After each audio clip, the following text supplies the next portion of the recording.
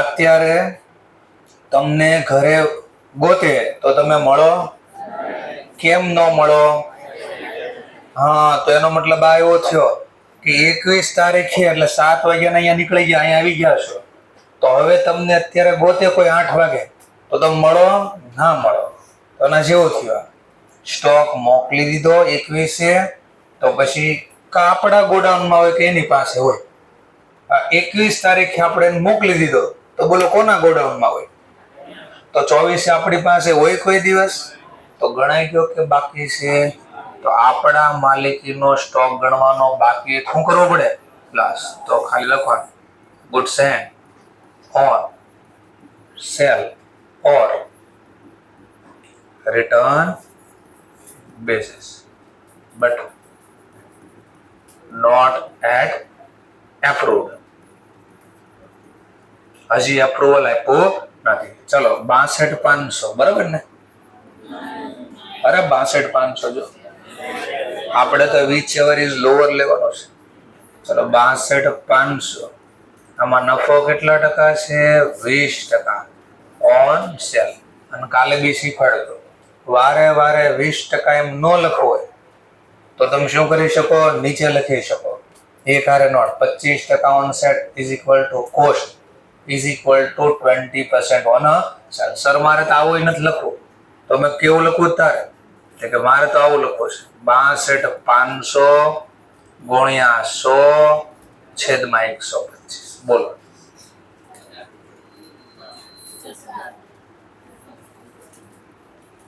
તો બે માંથી જે લખો એ બે રીતે જવાબ એક જ આવે. આ ઈ જ લખ્યા છે. 20% જ કહેવાય. નફો બાદ થઈ ગયો ને 80% વધ્યા. આને 100 ભાગ્યા 125 ગુણ્યા 100 કરો ને એટલે ટકાવારી જવાબ મળે. કેટલા? તો 100 માંથી આ 20% બાદ કરો તો કેટલા વધે? હા, તો 80% જ લખે ને આ 80% જ છે. કોમન સેન્સ ચલાવવાની થોડી. સરી કેમ ચાલે એ જરા શીખવાડશો. ચલો બી ટોપિક ઈ પ્રેક્ટિસ થી ચાલે. 21 માર્ચ ગુડ્સ જેની sale value 62,500 sent on sale or return basis. તો customer approval being 2 weeks. But અહીંયા હવે ઘટના બની. He return 20% goods on 31st March. 20% goods અને રિટર્ન કરી દીધા. આપણે હંમેશા મેં અહીંયા શીખવાડ્યું ન ખબર પડે સીધું તો આ બનાવવાનું. બોલો કેટલા રૂપિયાનો માલ મોકલ્યો? બટ આ તો કઈ પ્રાઇસ છે? આપણે પહેલું કામ આમાંથી શું કરી દેવાનું? પ્રોફિટ માઇનસ કરો 20% ઓન સેલ. એટલે અહીંયા જે લખવી છે ને એ અહીંયા વર્કિંગ નોટ શીખવાડો છો પહેલા. બોલો કેટલો વધ્યો? બટ આ કઈ પ્રાઇસ? આ ક્યારે મોકલ્યો? 21 માર્ચ. એટલે ઘટના અહીંયા લખી આવે 21 માર્ચે આટલા રૂપિયાનો માલ મોકલી દીધો. પછી ઘટના બની 20% ને રિટર્ન કર્યા. 20% રિટર્ન. બોલાના 20% રિટર્ન થાય. રિટર્ન એ પછી આપણો શું બની જાય? ચલો હજી કઈ પડ્યા છે? કેટલા? આમાં 3 માંથી એક બી ઘટના બની તો 3 માંથી કઈ લખ્યું છે? એપ્રુવલ. હા સર એપ્રુવલ જો દેખાય ક્લિયર કટ મને દેખાય એપ્રુવલ. અરે તો સમય કીધો છે કેટલા વીકનો સમય છે એપ્રુવલનો. ચલો તો એપ્રુવલ બી નથી આપ્યો, કોઈ એક્શન લીધી. 31 માર્ચ સુધીમાં ઓલો 2 વીકનો સમય બી પૂરો થયો તો કઈ ના થાય તો આ બી શું બની જાય? સ્ટોક. તો આ બંને મારા સ્ટોક છે. આટલું ખબર પડી ગઈ. ચલો હવે વિચારો. બોલો આ સ્ટોક છે ગણવો જોઈએ. એનો મતલબ આપણા પ્રમાણે આ સ્ટોક ગણવો જોઈએ, પ્લસ થવો જોઈએ. હવે જોવાનો આમાં ગણાઈ ગયો હોય તો કોઈ પ્રોબ્લેમ નથી. ન ગણાનો હોય તો પ્લસ થવો જોઈએ. સિમ્પલ. હવે વિચારો પ્લસ કરો કે માઇનસ નો તો ઓપ્શન આવશે નહીં કારણ કે આપણો સ્ટોક છે. એટલે બોલો પ્લસ કે નો એડજસ્ટમેન્ટ? પાકો. ચલો આનો પ્લસ થઈ ગયો. હવે 40,000 નો શું? આ બી આપણો સ્ટોક છે તો આપણા નિયમ પ્રમાણે આ ગણવો જોઈએ. ગણવો જોઈએ. હવે જો 24 તારીખે ગોડાઉનમાં હતો કે નહોતો, તો ગણાઈ ગયો બાકી હોય, તો બાકી હોય તો પ્લસ, તો બંને પ્લસ થાય, કારણ કે બંને ગોડાઉનમાં નહોતા 24 તારીખ. સર પણ રિટર્ન તો આવ્યો 31 તારીખ, એ ગોડાઉનમાં 31 તારીખે આવ્યો, 24 થોડી આવ્યો છે. ગુડ્સ એન્ડ ઓન, ટૂંકમાં આપણે આ બે જ વસ્તુ કામની છે, ક્યારે મોકલ્યો એ અને ક્યારે સ્ટોક ગણ્યો એ. આ બે ઓળખતા પહેલા શીખવું પડે. Goods and on, sale on return basis to customer, he return 20% goods and remaining with અને બાકીના કસ્ટમર પાસે પડ્યા છે. ચલો તો આપણે તો સિમ્પલ બધો જ માલ આપણો એની બીજી રીતે બધો જ આપણો સ્ટોક છે, તો આમાંથી સિમ્પલ એટલું કામ કરવાનું. 62,500 એમાં ખાલી ટકાવારી માઇનસ કરવાની, 50. સર મારે એમ ન કરવું હોય તો તમે કીધું પેલા આ લખવાનું 2 વાર લખવાનું, તો પછી આવું 2 વાર લખવાનું, કેવું આના બદલે આમ ન કરવું હોય તો 2 વાર આમ લખવાનું. 62,500 માઇનસ 20% ઓન સેલ, એમાં આના 20% રિટર્ન આવ્યા પેલા, તો આપણો સ્ટોક કહેવાય. 62,500 માઇનસ 20% ઓન સેલ અને 80% કસ્ટમર પાસે પડ્યા છે. આ જે આ 2 વાર લખ્યું ને, જો આ ઈ અહીંયા લખ્યું છે, આ 2 વાર લખ્યું નહીં, ક્યાં સર? જો 62,500 આ સર્કલ બનાવ્યું છે, 62,500 માઇનસ તો જો 20%. આ 10,000 કઈ રીતે મને સમજાવશો? અહીંયા 10,000 કેમ ગણ્યા સમજાવશો? શું કર્યું હતું? ગુણ્યા આના ને, આ કેમ આવ્યા જરા સમજાવશો? હા, તો આ થયું 62,500 માઇનસ 20% ગુણ્યા 20%, એટલે 10,000 લખ્યા કહેવાય. હવે આ કેમ લખ્યા 40,000?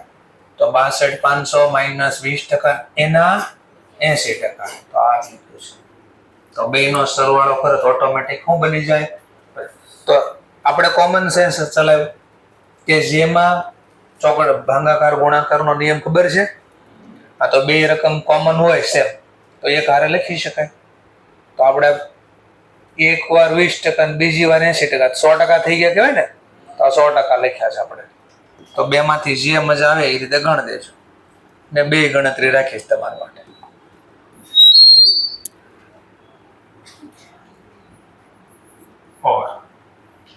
ચલો third transaction,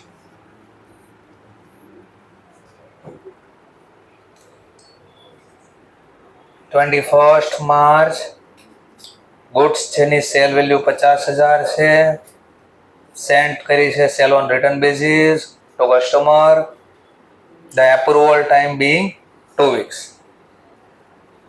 He approved 80% goods on 31st March. Plus minus કે નો એડજસ્ટમેન્ટ?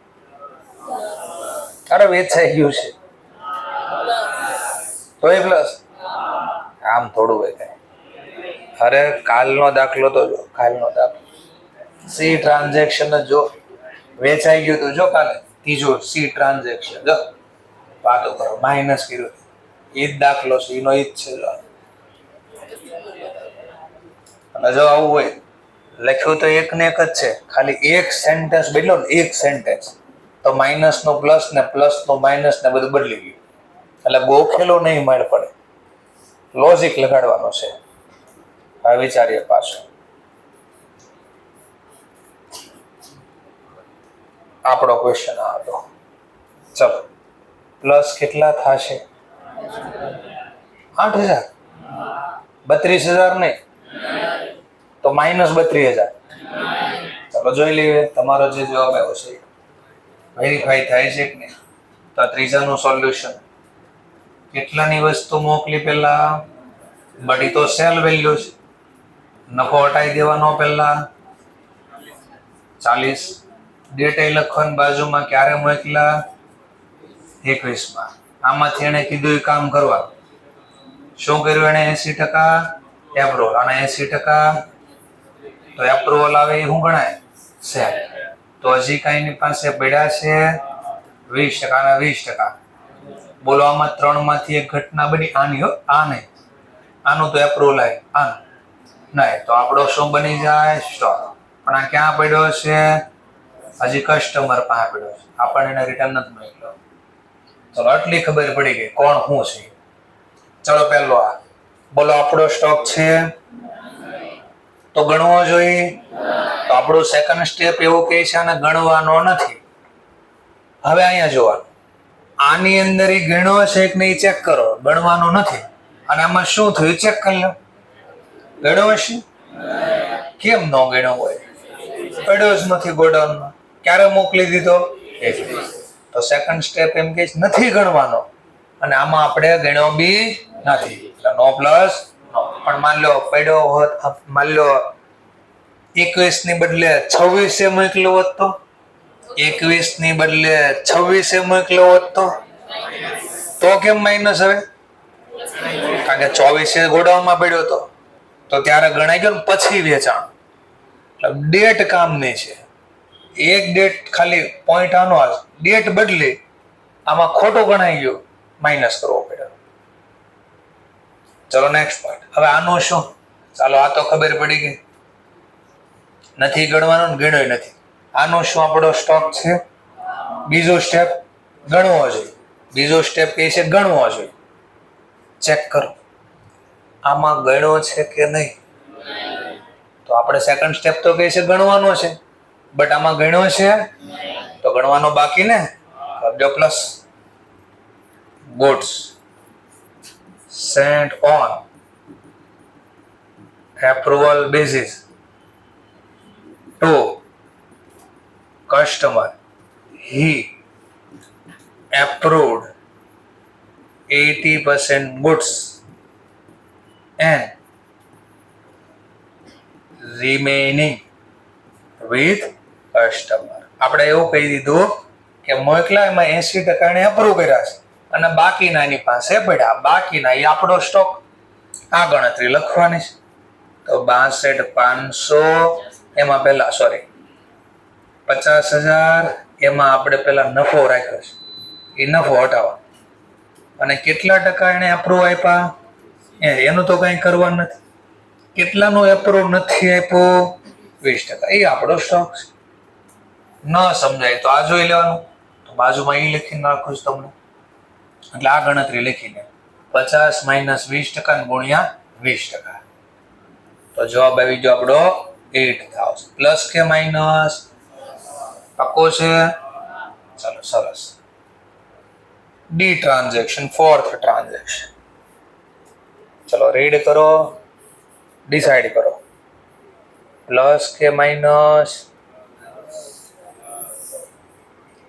10. હવે તો હરખું જોવો. આ તો રિટર્ન કરી દીધો છે ને એપ્રુવલ આપ્યું છે તોય પ્લસ. આપણે એને શું લખ્યું કાંઈ કામનું નથી. આપણે તો આપણા નિયમ પ્રમાણે હાલવા. સ્ટોક છે કે નહીં અને 24 તારીખે ગોડાઉનમાં હતો કે નહીં આટલું જોવાનું છે આપણે. ઓકે ચલો. તો કેટલા પ્લસ? પાછા 8 જ. અરે બે દાખલામાં ફરક છે. જો ફરક છે પણ લખાય તો આનું આ જ આવશે. એને હું કીધું 20% રિટર્ન. તો 20% રિટર્ન પણ સ્ટોક વિથ કસ્ટમર ની બદલે આપણી પાસે આવી જાય તો ખાલી લખી સ્ટોક. 80% તો એને અપ્રુવ જ આપ્યું છે. તો આનું આ સોલ્યુશન આવશે પાછું. પણ ફરક શું આવ્યો?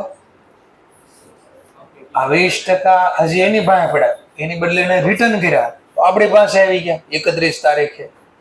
તો આનું આ સોલ્યુશન આવશે. અગેન 50,000 તો સેલ વેલ્યુ, આમાંથી નફો હટાવ્યો 40,000. આ કોષ પ્રમાણે 21 માર્ચે મોકલ્યો, એમાં 20% એને રિટર્ન કર્યા એટલે 8,000. આ રિટર્ન કર્યા, જો રિટર્ન તો આપણો સ્ટોક આપણા ગોડાઉનમાં આવી ગયો પણ 31 તારીખે આવ્યો. બાકીના 80% રિમેનિંગ એને એપ્રુવલ આપ્યા. બોલો 80% એપ્રુવલ આપે તો એનું હિસાબ જો. પણ ફરક એટલો આવ્યો 20% એની પાસે હજી પડ્યા હતા. આ 20% એને રિટર્ન કર્યા આપણા ગોડાઉનમાં આવી ગયા. હજી તો છે તો સ્ટોક જ બે. ચલો તો આ ગણવાનો છે. આ ગણવાનો છે. આપણો સ્ટોક છે ગણવો જોઈએ. બોલો ગોડાઉનમાં પડ્યો તો 21 24 છે. પડ્યો હોય કેમ ન પડ્યો હોય? 21 મોકલી 24 નો હોય તો ગણવાનો નથી.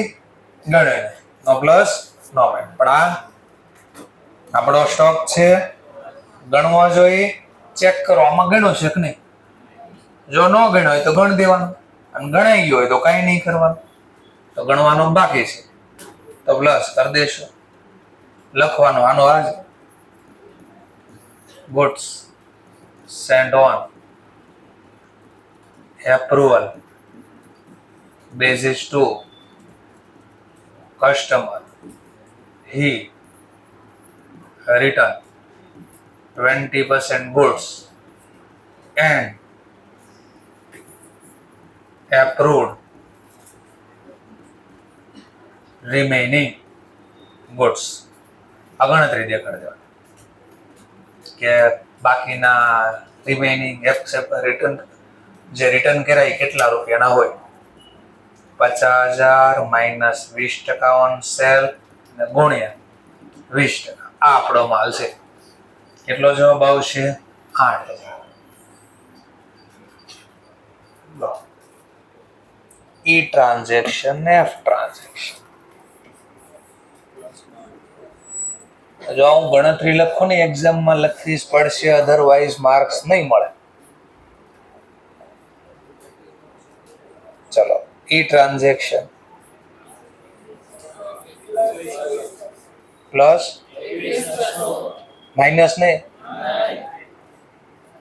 દાખલો બદલી ગયો તોય ભલે ભાઉંશ. ચલો 21st March, goods of sale value 75,000 rupees, sent on return basis to customer, the period of approval being 2 weeks. He returned 20% goods and approved 80% of the remaining. આ તો હતું એનું જ છે ભાઈ. 20% રિટર્ન ને રિમેનિંગ ઓફ 80% એપ્સેપ્ટ. આગળ એવું જ હતું જો 80% એપ્રુવલ રિમેનિંગ. તો હાઇલાઇટ કરી દો પાછો શબ્દ of the remaining. Of the આ શબ્દ કામનો હતો. ઓફ ધ રિમેનિંગ આ પોઈન્ટ કામનો હતો. માની લો 2 મિનિટ માટે આ 75 ની બદલે 50 જ લખ્યા હોત તો 2 મિનિટ એટલે સમજાય. ચોથું ને એટલે ડી ટ્રાન્ઝેક્શનમાં ઈ ટ્રાન્ઝેક્શનમાં અમાઉન્ટમાં કેટલો ડિફરન્ટ આવે 50 જ કરી દો પાછા. ટેમ્પરરી 75 ની બદલે 50 સમજીએ. 14,400 આમાં તો 8 હતા. લો હા ઓલા 80% પૂરા એપ્રુવલ આપ્યા. આમાં 80% ના 80% એપ્રુવલ આપ્યા છે. એપ્રુવલ આપ્યા છે તો 80% ના 20% હજી પડ્યા અને રિટર્ન આપ્યા એ તો હોય જ. બોલો એ લખો સમજવા માટે. 50,000 ગણતરી કરી દેખાયા. બેમાં શું ફરક આવ્યો?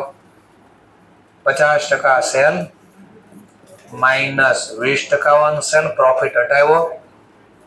40,000 કોસ્ટ પ્રમાણે 21 માર્ચે સેન્ડ કર્યા. આમાંથી એને કીધું એ પ્રમાણે 20% રિટર્ન. રિટર્ન આવે આપણો શું બની જાય? સ્ટોક. ચલો બાકીના રિમેનિંગ એમ કે છે. પેલા રિમેનિંગ આમાંથી 20% વયા જાય તો રિમેનિંગ કેટલા હોય? 80%. આટલા પડ્યા છે 32,000. હવે ક્વેશ્ચનમાં એવું લખ્યું છે વળજો એન એપ્રુવ 80% ઓફ ધ રિમેન. આ રિમેનિંગ ના 80%. એટલે વળી પાછા આના બે ભાગ પડ્યા. આ રિમેનિંગ આના 80% એપ્રુવ, આના 80%, તો 32,000 ગુણ્યા 80%.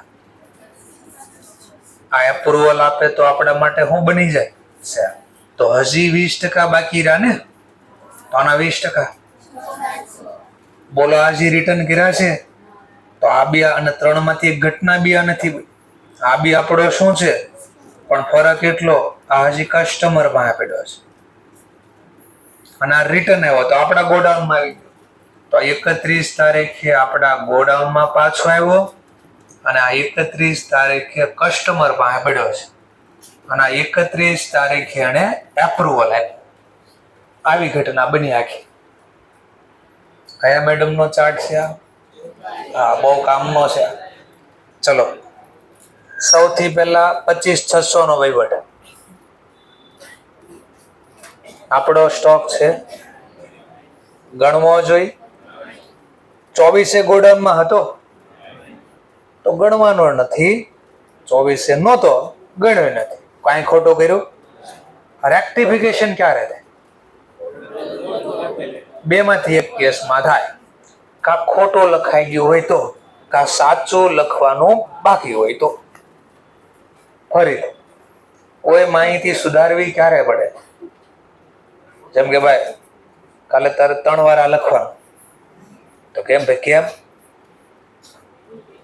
મેં કઈ કર્યું છે તો હું કામ 3 લખું? કોઈ પેનલ્ટી એમને ન મળે. રોડ ઉપર જતા પોલીસ વાળા સીધા આપણને પકડી જાય તો આપણે કે ભાઈ કેમ, હું કામ બેગડા? કે હાલીને જાતો તો એટલે. તો એ કોઈ રૂલ્સ એવો છે જે ચાલીને જતા પકડી લેવાને નહીં. તો સિમ્પલ ક્યાંક રૂલ્સ રેગ્યુલેશન તૂટે તો કાંઈ પેનલ્ટી લાગે, ચેન્જીસ કરવું પડે. સ્ટોક છે નહીં, ગણ્યું નથી, ક્યાં કઈ ખોટું થયું ન સુધારવું પડે. પણ જો રૂલ્સ તૂટે છે, બોલા આ 3જી વાર વાગ્યું તો ચેક કરીશ ને તો લઈ જઈશ, અને જ્યાં સુધી ફાઉન્ડેશનની એક્ઝામ પૂરી ન થાય ને ત્યાં સુધી નહીં આપે. ફાઉન્ડેશન પૂરો થાય ત્યાં સુધી નહીં, ફાઉન્ડેશનની એક્ઝામ પૂરી ન થાય ને ત્યાં સુધી નહીં આપો. બેમાં ફરક છે. હા, પાક્કું છે. પાસ્ટમાં પૂછો જ પૂછ લે. એકવાર જો હું કમિટમેન્ટ કરી દઉં પછી પૂરું, પછી તોડું નહીં. અને જનરલી હું એવો તકલીફ આપવાનો પ્રયત્ન કરતો નથી. એટલે રિંગ વાગતી ફરીથી હજી કહું છું એકવાર, અત્યારે બંધ કરી દે. નો ખબર, ડાઉટ લાગે આપણો ફોન છે, બંધ કરી દે. પછી હું ચેક કરીશ ને તો બધાને ફોન લઈ જાય. પછી દેશ નહીં, વાલી આવશે ને તોય નહીં દો. હા, પાક્કું કહું છું. ચલો, તો કારણ કે ડિસ્ટર્બન્સ તમારા કારણે બીજા થાય, મન ન પોસાય. તમારે નથી મજા આવતી, 12 આંટો મારી લો. મારા લેક્ચરમાં ફૂલ છૂટછાટ, કોલેજ સિસ્ટમ રાખશો આપણે, કોઈ બાંધછોડ નહીં, વ્યવસ્થિત 12 આંટો મારી આવો.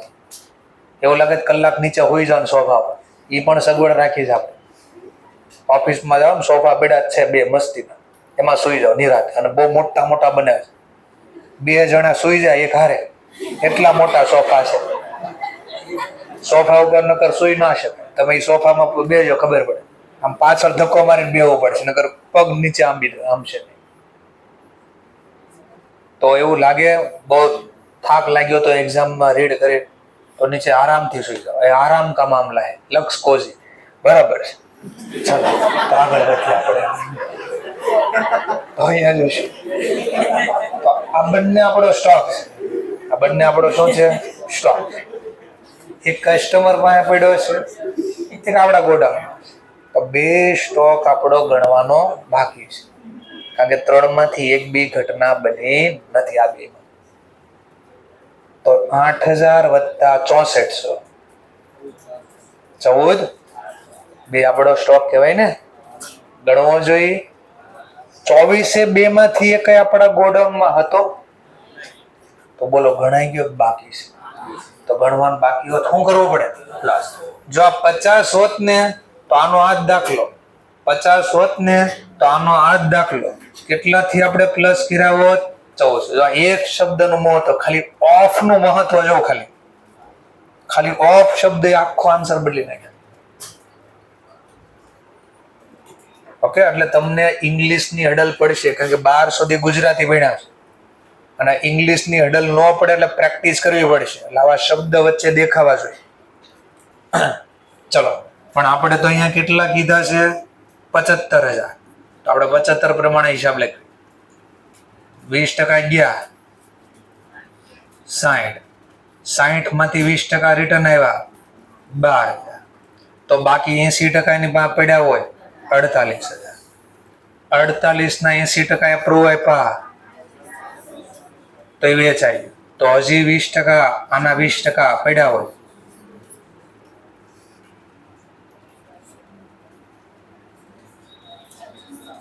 $9,600.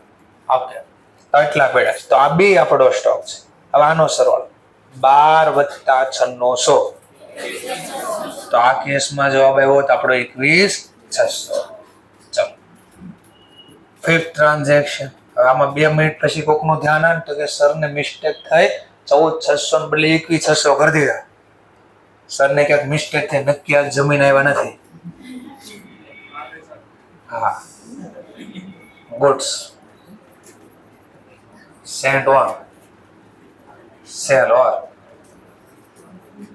return basis to customer. પહેલા સ્ટોરી લખવાની, શું એને લખી story. return basis to customer 20% goods return and he approved 80% of the remaining. ભાઈ છેલ્લેથી જે નાટક કરીને આ કાચ હશે આમાં રિફ્લેક્ટ થાય, હું કરો છું નહીં. ચલો, 20% ગુડ્સ એટલે એમને ખબર નથી પડતી ખાય તો આવા બધું દેખાય.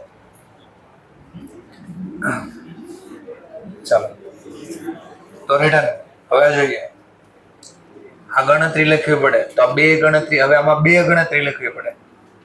પહેલા 75,000 ના 20% નફો હટાવ્યો અને જે રિટર્ન આવ્યા સ્ટોક, તો પેલા 20% રિટર્ન આવ્યા ઈ વત્તા 75,000, એમાં 20% પ્રોફિટ છે એ હટાવ્યો, એમાં 80% એની પાસે પડ્યા હતા અને એના 80% એપ્રુવલ આપ્યા. આ જ લખ્યું છે પાછું. આ જો આ જ લખ્યું છે. 75 - 20%, એમાં 80% પડ્યા હતા એટલે 80% લખ્યા અને એના 80% એપ્રુવલ આપ્યા. આને થોડું છે સાઈડ ઉપર લઈ લો એટલે ભેગું થઈ જાય.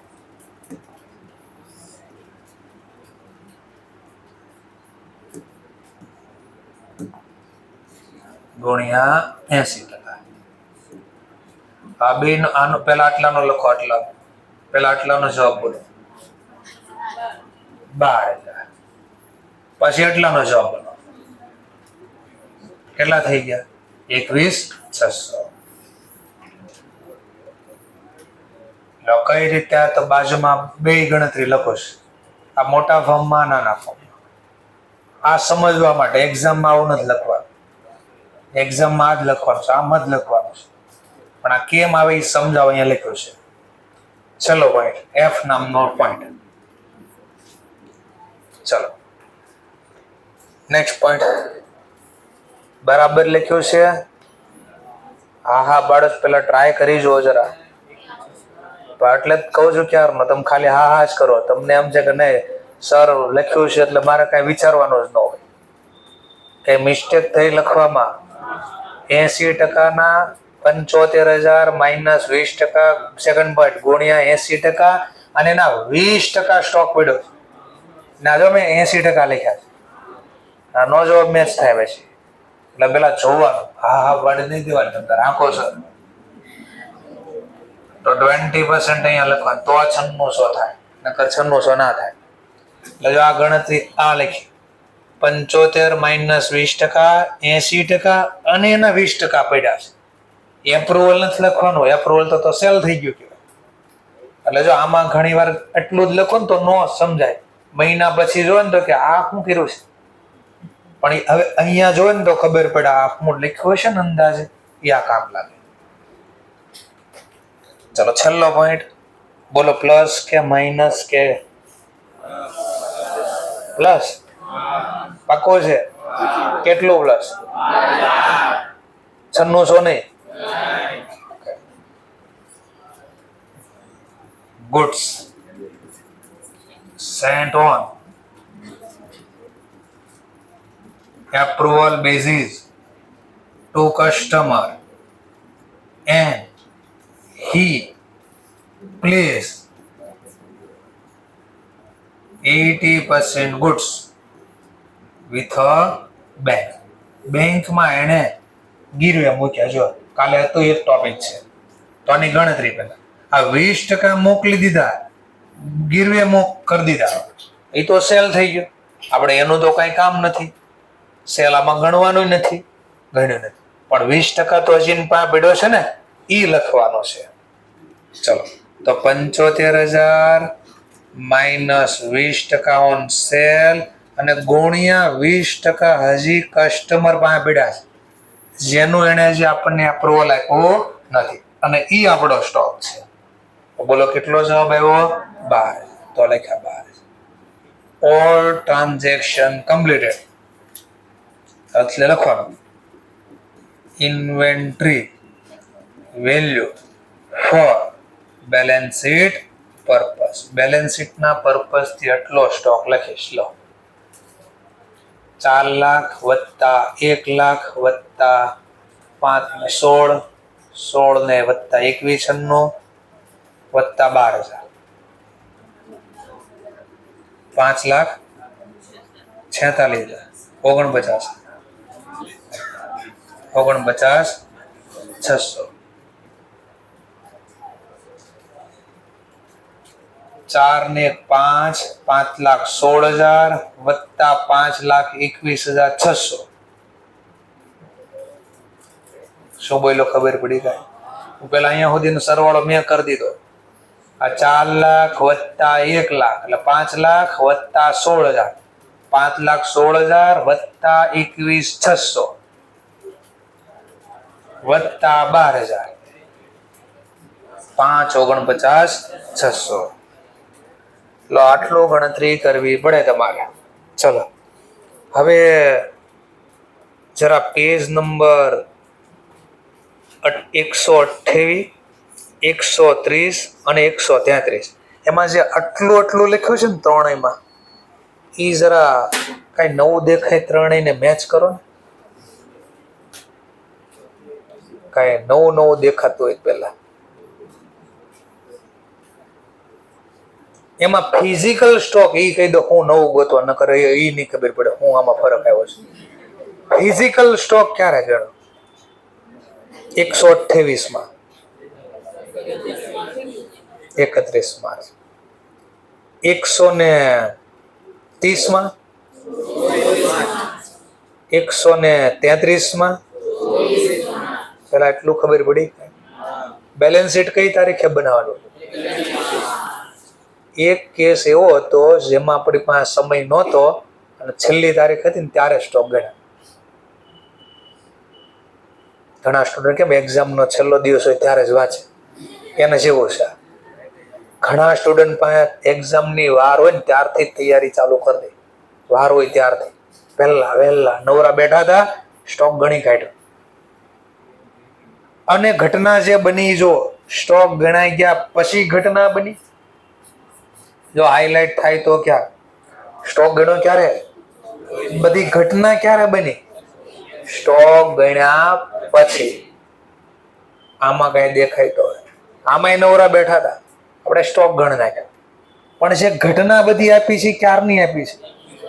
21 નો મતલબ સ્ટોક ગણ્યા પહેલા. તો આપણે શું કર્યું કે ભાઈ બેલેન્સ શીટમાં સ્ટોક તો કઈ તારીખનો લખવાનો હોય? વર્ષના અંતનો 31 માર્ચ. તો આપણે કીધું 31 તારીખે પછી એક હારે કેટલું કામ કરવું? અત્યારે ફ્રી બેઠા, અત્યારે સ્ટોક ગણ નાખો 24 તારીખ, પછી ખાલી કેટલા દિવસનો સ્ટોક ગણવાનું બાકી રહે? બાકીના 7 દિવસ વધ્યા, 25, 26, 27, 28, 29, 30 ને 31. 7 દિવસમાં જે ઘટના બનશે એ લખી નાખશું ખાલી, એટલે 7 દિવસનું બાકી રહી ને. હું તમને એમ કહું 15 દિવસ પછી ઇન્ટરનલ છે, તો ઘણા સ્ટુડન્ટ અત્યારથી જ વાંચવાનું ચાલુ કરી દે કે નહીં? પછી હું કહું મે બી આપણે હોય એવા બધા થોડા હોય, હોય એવા બધા. તો સિમ્પલ, ઘણા સ્ટુડન્ટ અત્યારથી વાંચવાનું ચાલુ કરી દે. મેં કીધું પણ તમે કીધું સિલેબસમાં, મેં કીધું 12 તારીખ સુધી જેટલું ચાલ્યું છે ને બધું સિલેબસમાં. તો તમે શું કહેશો ભાઈ, જેટલું ઓલરેડી ચાલી ગઈ તો તૈયારી કરજો, નવું જે ચાલશે પછી વાંચી લેશું. શું કહેવા માંગુ છું કઈ સમજાય તો? 24 તારીખ સુધી તો સ્ટોક પડી ગયો છે ને, 24 તારીખ સુધીનો તે ઘટના બની ગઈ છે, ચલો એ તો વાંચી નાખો, એ તો ગણી લો. નવું પછી 25 થી 31 જે ઘટના બનશે એ આમાં ગણ દેવું ખાલી. કાંઈ નહીં ઘટના બને, માન લો 1 રૂપિયાનો માલ કાંઈ મોકલોય ન હોત, ખરીદોય ન હોત, વેચોય ન હોત, તો કેટલો પડ્યો હોત? બદલે કઈ એમાં? હું બોલો 24 તારીખ પછી કઈ ઘટના જ ન બની, કોઈને મોકલાય નથી, નવા ખરીદાય નથી, કોઈને વેચોય નથી, કાંઈ બન્યું જ નહીં, તો બોલો કેટલો સ્ટોક 31 પડ્યો હોય? 24 4 લાખનો સ્ટોક ગોડાઉનમાં ગણી આવ્યો. પછી કોઈ ઘટના જ નથી બની એમ કહું છું. 25, 26, 27, 28, 29, 30, 31 કોઈને મોકલાય નથી, નવા ખરીદાય નથી, કોઈને વેચાય નથી, તો 31 કેટલો સ્ટોક ગોડાઉનમાં પડ્યો હોય? તો કોઈ મહેનત કરવાની રહે નહીં. કેમ નહીં? 24 ઓલરેડી એકવાર ગણાઈ ગયું બધું. તો આ બધું ઈ થાય છે કે 24 સુધીનો હિસાબ ગણ નાખ્યો, 24 પછીનું જે બાકી છે ખાલી એટલું જ ગણવાનું રે આપણે. ચાલો હવે પાછું ક્યાંક નવું જોઈએ. હવે 136 પેજ આરે કમ્પેર કરો.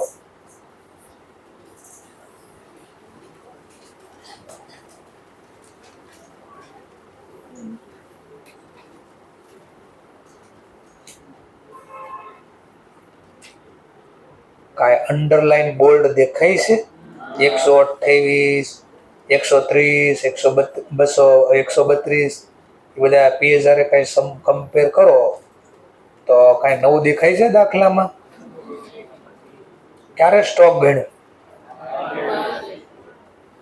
બેલેન્સ શીટની ડેટ કઈ છે જરા ચેક કરો.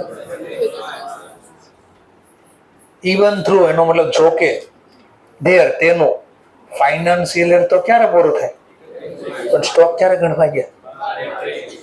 12 એપ્રિલ. મનમાં ભાઈને ક્વેશ્ચન, બેલેન્સ શીટ કેમ મેચ થાય? સ્ટોક તો 31 તારીખનો લખવાનો. તો હમણાં જે કોમન સેન્સ ચલાવ્યું એ જ ચલાવવાનું છે. શું કોમન સેન્સ ચલાવ્યું પાછું જોયું, એટલે 24 ગણી આવ્યા. બેલેન્સ શીટમાં તો કઈ તારીખનો લખવાનું? તો આપણે શું કર્યું હતું? 24 પછી જે ઘટના બની એ આમાં લખી દીધી હતી. પ્લસ કરવાનું બાકી હતા પ્લસ કર્યા, માઇનસ કરવાના હતા એ માઇનસ કર્યા. હવે આમાં વિચારો શું કરવું પડે? 31 નો સ્ટોક જોતો જ મારે, હું તો ગણવાઈ ગયો છે 12 તારીખ, 12 એપ્રિલ. તો સિમ્પલ, 31 તારીખ પછી જે ઘટના બને 1 એપ્રિલ થી 12 એપ્રિલ એ ઘટના કેન્સલ કરી નાખવાની. ન સમજાણો સર મને કાંઈ? 10 + 5, 10 + 5 કેટલા થયા? હવે મેં કીધું મારે પાછું 10 સુધી જવું છે, પાછું 10 સુધી જવું છે. માઇનસ? શું કામ -5? ને પેલા માઇનસ એક્ઝેક્ટ જોજો વર્ડ કયો આવે. -5 શું કામ કર્યા? 15 ગણવા શું કર્યું હતું? જે પ્લસ કર્યું હતું ને એ પાછું રિવર્સ જવું શું કરવું પડે? ટૂંકમાં જે ઘટના 1 એપ્રિલ થી 12 એપ્રિલ સુધી બની એ બધી રિવર્સ કરી દો તો પાછો 31 તારીખે આવી જશે. હવે આનો આખો મતલબ હું તો નહીં કહું તમને.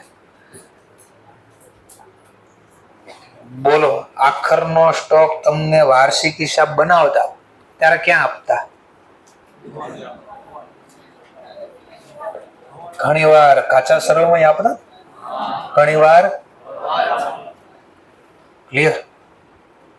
ત્યારે વિચારો કાચા સરવૈયામાં કઈ રીતે આવે? આખરનો સ્ટોક કાચા સરવૈયામાં કઈ રીતે આવતો હશે? કોઈ ઇન્ફોર્મેશન ટ્રાયલ બેલેન્સમાં ક્યારે આવે? લેઝર પોસ્ટિંગ એ શીખવાડ્યું, જર્નલ એ શીખવાડ્યું, ટ્રાયલ બેલેન્સ ખુદ બનાવતા શીખવાડ્યું. જેની જર્નલ લખાઈ ગઈ હોય, લેઝર પોસ્ટિંગ થઈ ગયું હોય, જેની બેલેન્સિંગ કરી હોય, અને જે ખાતાને બેલેન્સ હોય ને કાચા સરવૈયામાં આવે. તો પાછું લગાડો લોજિક. ક્લોઝિંગ સ્ટોક ટ્રાયલ બેલેન્સમાં કઈ રીતે આવ્યો હશે? બોલો તોય ન આવ્યું. ફરીથી કોઈ માહિતી કાચા સરવૈયામાં કઈ રીતે આવે? કોઈ માહિતી એટલે કોઈ ખાતાની બેલેન્સ, જેની જર્નલ લખાણી હોય, લેઝર પોસ્ટિંગ થયું હોય, બેલેન્સિંગ થાય, જે ખાતાને બેલેન્સ હોય એ ટ્રાયલ બેલેન્સમાં આવે. તમારો પાછો પ્રશ્ન, આખરનો સ્ટોક ક્લોઝિંગ સ્ટોક કાચા સરવૈયામાં કઈ રીતે આવ્યો હશે? તો ક્લોઝિંગ સ્ટોકની જર્નલ લખાણી હશે, લેઝર પોસ્ટિંગ થયું હશે, અને બેલેન્સિંગ થાય. ટૂંકમાં સાદી ભાષામાં કહો તો ટ્રાયલ બેલેન્સ બનતા પહેલા એ સ્ટોક ગણાઈ ગયો હોય. સાંભળજો, બોલો. જે સ્ટોક ટ્રાયલ બેલેન્સ બને એની પહેલા ગણાઈ ગયો હોય, જર્નલ લખાઈ ગઈ હોય, લેઝર પોસ્ટિંગ થઈ ગઈ, જેની બેલેન્સ નીકળી ગઈ હોય. ફરી પાછો બોલો છો. જે સ્ટોક કાચો સરવૈયો બને, કાચો સરવૈયો 31 માર્ચે બને, જે સ્ટોક કાચો સરવૈયો બને એની પહેલા ગણાઈ ગયો હોય, જર્નલ લખાઈ ગઈ હોય, લેઝર પોસ્ટિંગ થઈ ગયું હોય, બેલેન્સિંગ થઈ ગયું હોય, તો એ ક્યાં જાય? કાચા સરવૈયામાં. હવાલામાં ક્યારે આવશે?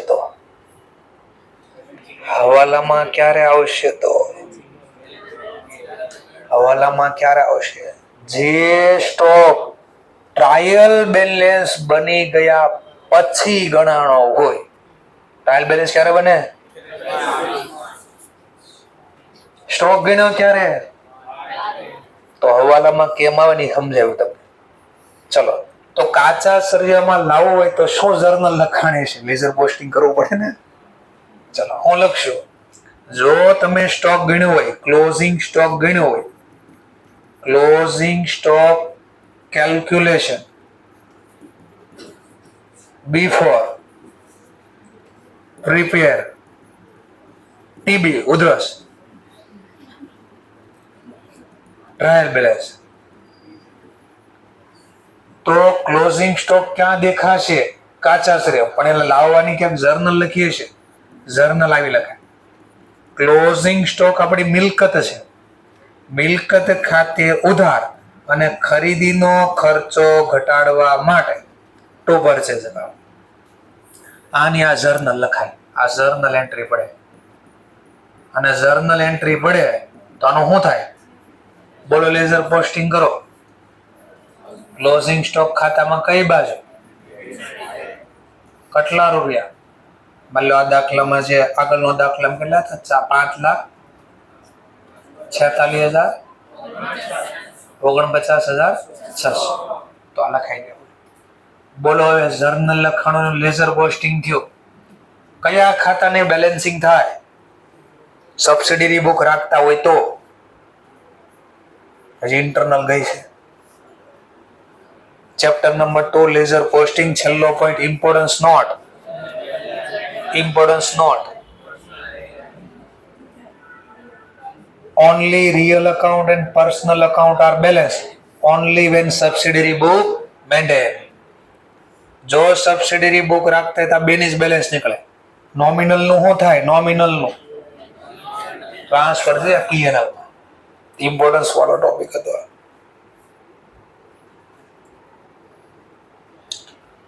ચલો, તો આ જર્નલ લખી. આપણી મિલકત છે, આ મિલકત છે, અને બેલેન્સિંગ થાય, બેલેન્સ સીડી. અને આ બેલેન્સ પછી કાચા સરવૈયામાં જાય. જો આ જર્નલ લખાય ને તો આવી પ્રોસેસ થાય.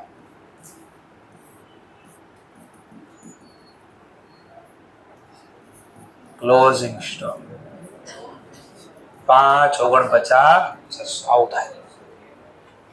અને જો હવાલામાં લાવવો હોય તો એનો મતલબ ક્લોઝિંગ સ્ટોક નું કેલ્ક્યુલેશન થાય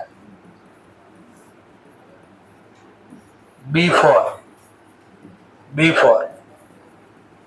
prepare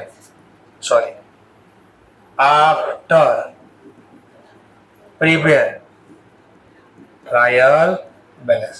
એટલે 31 માર્ચ આ 31 માર્ચ પહેલા સ્ટોક ગણાઈ જાય જે વાર્ષિક હિસાબની ડેટ હોય એ ટૂંકમાં. આ 31 માર્ચ પછી ગણાય તો આની જર્નલ આવી લખાય. સ્ટોક તો સ્ટોક આપણી એસેટ જ છે.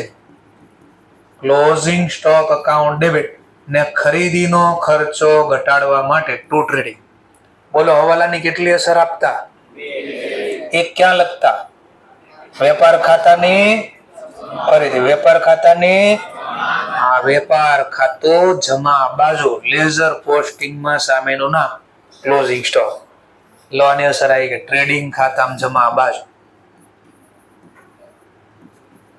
સામેનું નામ closing stock.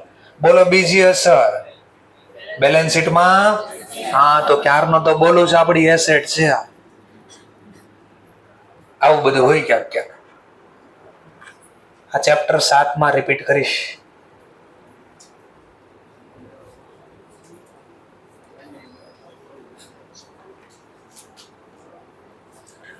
Closing stock journal chapter number 7 page number 207. Closing when will be in trial balance. Closing stock trial balance માં હોય તો જર્નલ શું લખાય? વેન વિલ બિલો આવે ને. હા ટ્રાયલ બેલેન્સ એટલે ટૂંકમાં હવાલામાં બિલો નો મતલબ આ તો જર્નલ શું લખાય. તો આ ચેપ્ટર 7 નો ટોપિક હતો. અહીંયા યાદ કરાયો થોડો.